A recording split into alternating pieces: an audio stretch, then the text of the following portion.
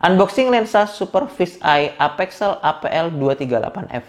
Kenapa bisa dibilang Super Fisheye? Berapa harganya? Dapat apa aja dan gimana kualitasnya? Kita masuk ke kontennya.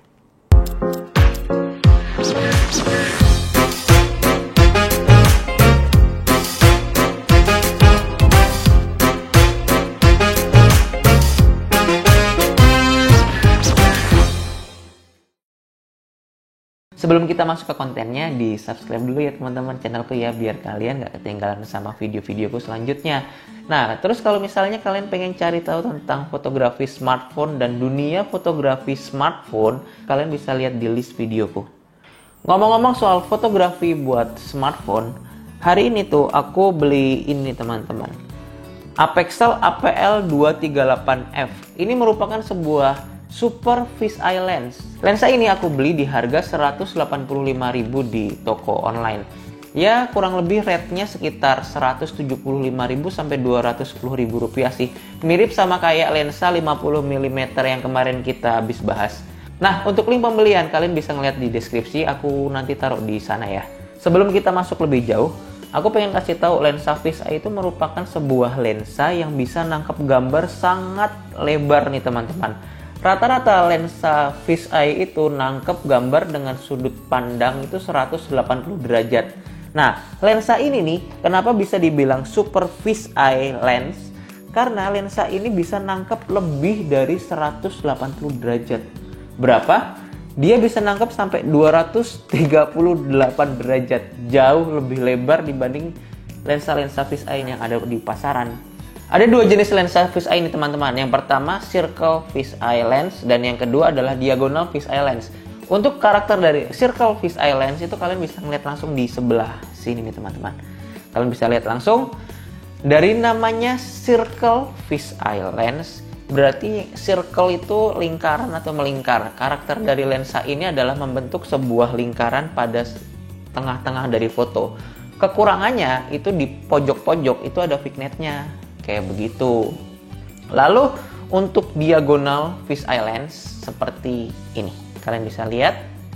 Untuk diagonal fisheye lens ini gambarnya itu bisa memenuhi semua bagian dari foto. Jadi dari ujung sampai ujung itu tuh penuh semua fotonya. Oke, sekarang kita masuk ke fisiknya nih teman-teman. Kalau kita ngelihat lensa APL238F ini tuh packagingnya tuh kecil banget ya teman-teman. Kita bisa ngelihat ini tuh ukurannya nggak lebih besar dari iPhone 5S ku gitu. Lalu kalau misalnya teman-teman lihat bagian depannya gambarnya itu kalian bakal ngelihat seperti ini.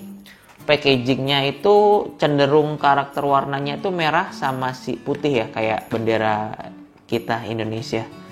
Lalu kalau misalnya kalian lihat di bagian atasnya itu ditulis tuh 238 derajat fisheye.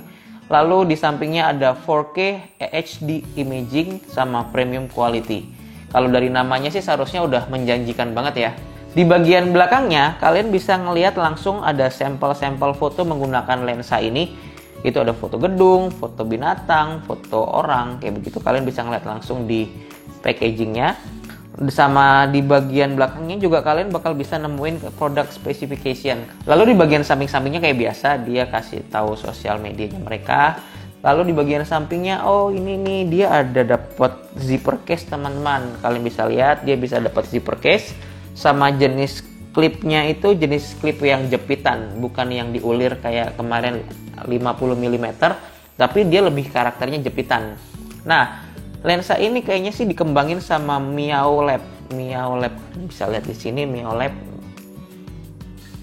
Ya udah nggak usah lama-lama, langsung aja kita buka lensa ini ya teman-teman ya. Waktu pertama kali aku lihat lensa ini aku buka, yang pertama aku lihat adalah ini nih teman-teman. Zipper case, bener kayak dia bilang di sini ada dapat zipper case. Lalu oh ini nih. Dia ada instruction manual booknya dia.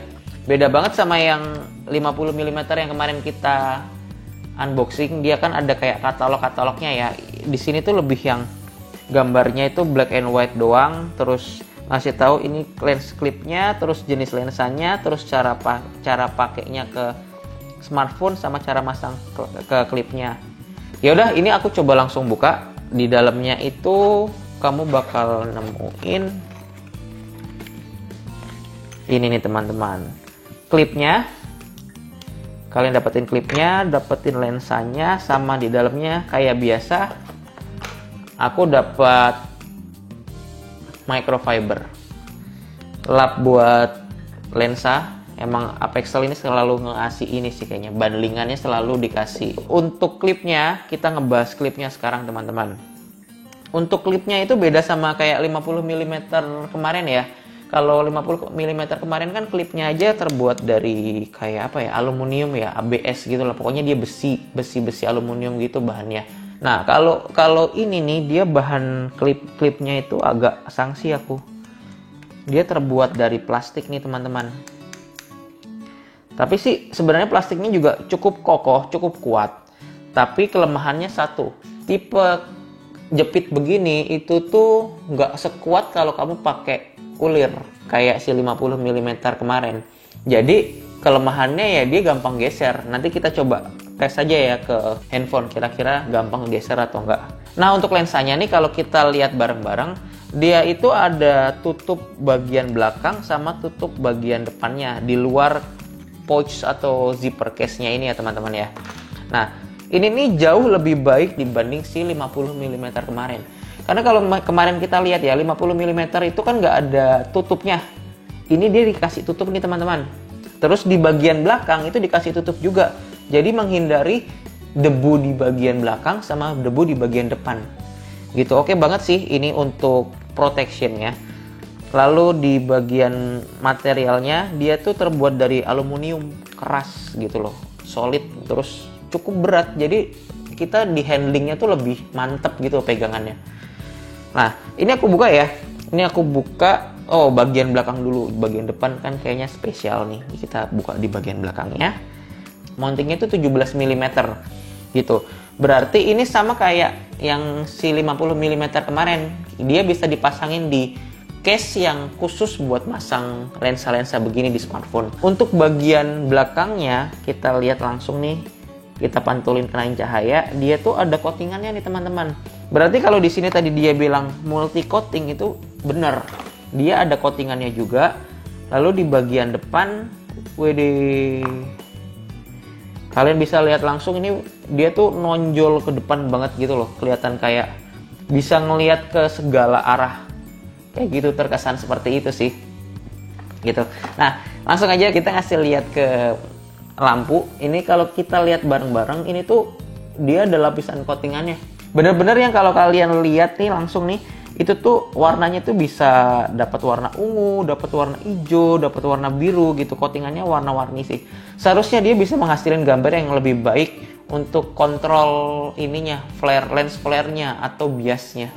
Nah, untuk pemasangannya itu sederhana banget. Kenapa aku bilang sederhana banget? Karena kamu cukup ngepasin lingkaran yang ada di sini itu ke smartphone kalian. Kalian nggak usah capek-capek buat ngulir-ngulir lagi. Cukup tekan bagian belakang, kalian pasin ke lingkaran dari handphone kalian. Udah, setelah udah kepasang begini, terus kira-kira center pas di tengah-tengah, kalian tinggal pasangin lensa kalian. Nah, kayak yang aku bilang tadi, ini tuh kan karakternya tuh kan dijepit ya teman-teman ya.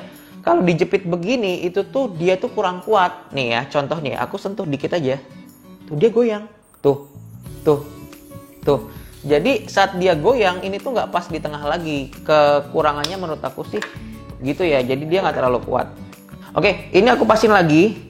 Setelah aku pasin lagi, cara pasangnya biar dia nggak goyang itu gini nih teman-teman. Kalian harus perhatiin di sini. Pastiin ulir dari lensa sama ulir dari mounting itu benar-benar pas. Kamu putar pelan-pelan sampai kalau dia udah nggak bisa muter lagi, udah stop, jangan diputar lagi. Karena kalau kamu putar lagi, ada kemungkinan kamu bakal ngegeser si klem, kayak gitu, geser si jepitannya. Setelah kamu pasang begini, tinggal kamu masuk ke kamera dan foto. Oke, setelah kita pasang lensa ini di smartphone ini, sekarang aku mau tunjukin beberapa hasil foto yang aku foto menggunakan sebuah smartphone ini. Itu aku pakai iPhone 5S jadul ya, bukan SE tapi 5S yang biasa. Nah, hasilnya tuh kalian bakal lihat seperti ini teman-teman.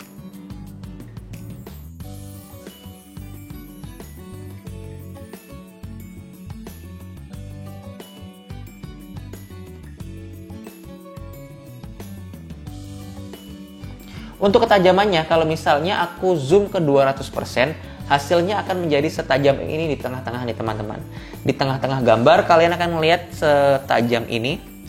Lalu kalau misalnya aku geser ke samping, ini aku geser ke samping, kalau kalian lihat sudut-sudutnya, itu ketajamannya akan menjadi seperti ini.